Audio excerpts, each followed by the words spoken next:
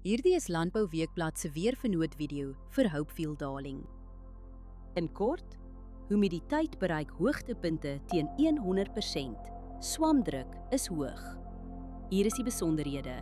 Sedert Januarie het ons 189 mm reën gehad, 294% meer as die 5-jaar gemiddelde. Teenoor verlede jaar het ons 294% meer reën gekry. Die laagste temperatuur wat voorspel word is 8,7 grade.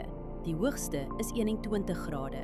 Die grootste dag tot nagwisseling is sowat 12 grade, matig en binne normale grense.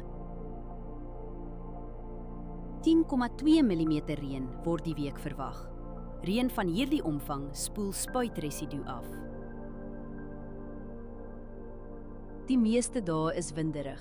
Die stilste dag is Vrydag teen ongeveer 9,4 km/h. Net daardie dag bly binne die 15 km windgrens. Kontroleer steeds windrigting, windvlae, temperatuur, humiditeit en delta T voor jy spuit. Vir dampen is die hele week onder 3 mm. Oorbesproeiing in die soort toestande hou risiko in vir wortelsiektes. Humiditeit is meestal hoog en blaarnatheid gaan Sondag hoog wees. Dis is swamdruk hoog. Onder die toestande versprei swaminfeksies vinnig op vatbare blokke. As jy een saak doen, oorweeg dit om voorkomende swamdoder vir die eerste stiloggend te skeduleer.